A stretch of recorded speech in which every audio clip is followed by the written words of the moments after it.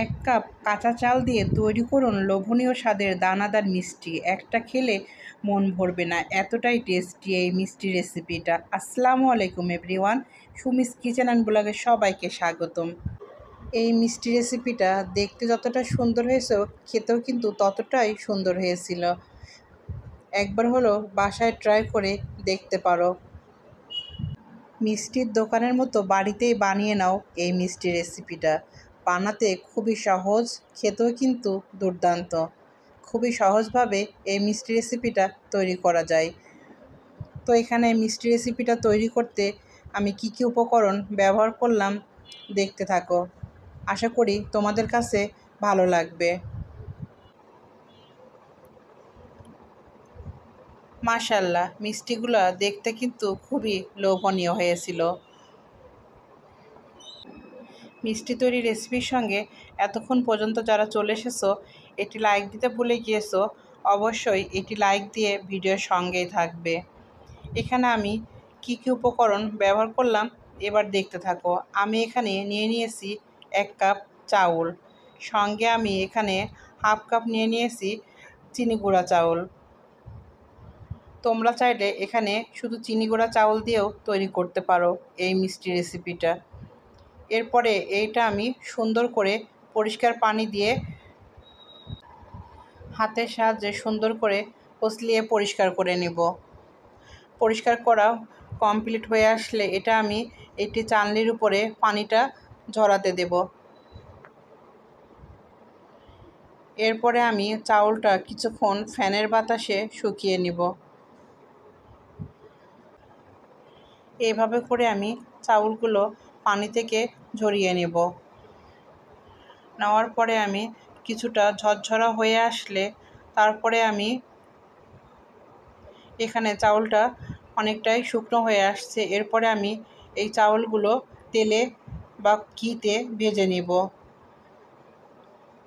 এখানে আমি একটি ফ্রাই প্যান বসিয়ে দিয়েছি। ফ্রাই প্যানে আমি কিছুটা ঘি দিয়ে নিচ্ছি। ঘিটা গরম হয়ে আসলে যে চাউলগুলো আমি পরিষ্কার করে রেখেছিলাম, চাউলগুলো দিয়ে সুন্দর করে ভেজে নিব।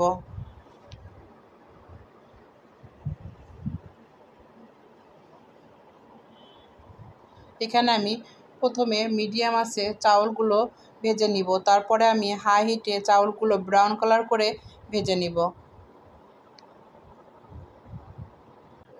আমার এই রেসিপির সঙ্গে এতক্ষণ পর্যন্ত যারা আছো, সবাইকে অসংখ্য অসংখ্য ধন্যবাদ। এই চাউলগুলো এখন আমি সুন্দর করে ব্রাউন কালার করে ভেজে নিব। চাউলটা ভাজতে কিন্তু আমার অনেকটাই সময় লেগেছিল। আমি চাউলটা সুন্দর করে ভেজে নিচ্ছি। আমার এই রেসিপির সঙ্গে এতক্ষণ পর্যন্ত যারা আছো, সবাইকে অসংখ্য অসংখ্য ধন্যবাদ। আমার এই চাউলের মিষ্টির রেসিপিটা তোমাদের কাছে যদি ভালো লেগে থাকে, তাহলে অবশ্যই এটি লাইক, একটি কমেন্ট, একটি শেয়ার করতে পারো। আর যদি খুব বেশি ভালো লেগে যায়, ফ্যামিলির সঙ্গেও শেয়ার করতে পারো। এখানে চাউলটা সুন্দর করে ব্রাউন কালার করে ভাজা কমপ্লিট। এরপরে আমি চাউলটা অন্য পাত্রে তুলে নিচ্ছি। ঠান্ডা হয়ে আসলে আমি এটা ব্লেন্ডারে ব্লেন্ড করে নিব। এভাবে আমি ব্লেন্ডারে ব্লেন্ড করে নিয়ে ফিরে আসছি। এরপরে আমি আরও একটি পাত্র বসিয়ে দিব। দেওয়ার পরে এখানে কিছুটা আমি পানি দিয়ে নিয়েছি। তারপরে আমি দিয়ে নিয়েছি এখানে 1 কাপ চিনি। চিনিটা আমি ক্যারামেল তৈরি করে নেব। চিনিটা ক্যারামেল তৈরি হয়ে আসলে এখানে আমি দিয়ে দিব লিকুইড দুধ।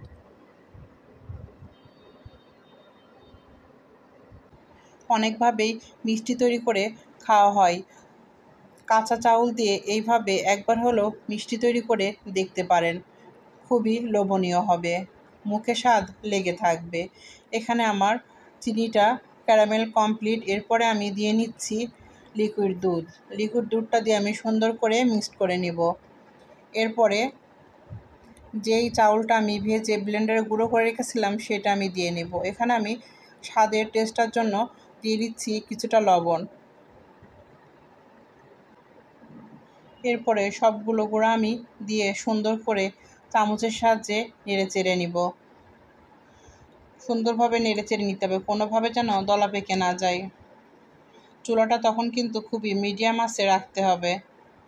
এভাবে করে আমি সুন্দর করে তৈরি করে নিব। আমি এক হাত দিয়ে ক্যামেরা ধরে আছি, এই জন্য আমি ভালোভাবে ক্যামেরাটা ধরতে পারছি না, নাড়তেও পারছি না। এরপরে আমি দিয়ে দেবো এখানে 2 টেবিল চামচ গুঁড়া দুধ। গুঁড়া দুধটা দিয়ে সুন্দর করে আমি নেড়ে চেড়ে নিব।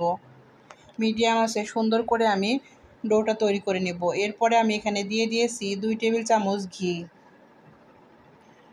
আমি আস্তে আস্তে সুন্দর করে মিষ্টি তৈরির জন্য ডোটা তৈরি করে নিচ্ছি।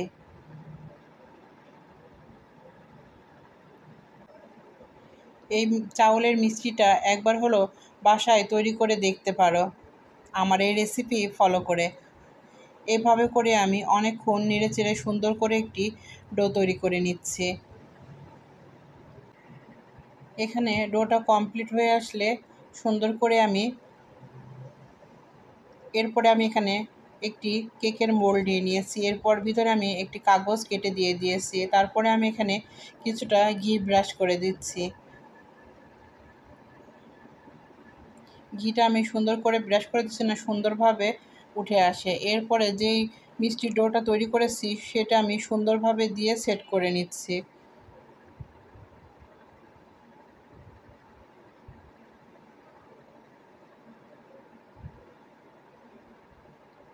এখানে মিষ্টি ডোটা আমি সুন্দর করে সেট করে দিয়ে আধা ঘন্টার জন্য রেস্টে রেখে দিব। এখানে আমি ব্লেন্ডার করার সময় কিছু বাদাম দিয়েছিলাম, সেটা স্কিপ হয়ে গেছে। এরপরে সুন্দরভাবে ডোটা কমপ্লিট। আমি চাকুর সাহায্যে সুন্দর করে কেটে নিব। যার যার যেভাবে শেপ দিতে ইচ্ছা করে সেভাবে কেটে নিতে পারো। আমার এই রেসিপির সঙ্গে এতক্ষণ পর্যন্ত যারা আছো সবাইকে অসংখ্য অসংখ্য ধন্যবাদ। আবারও ফিরে আসবো নিত্য নতুন রেসিপি নিয়ে তোমাদের মাঝে। আল্লাহ হাফেজ, আসসালামু আলাইকুম।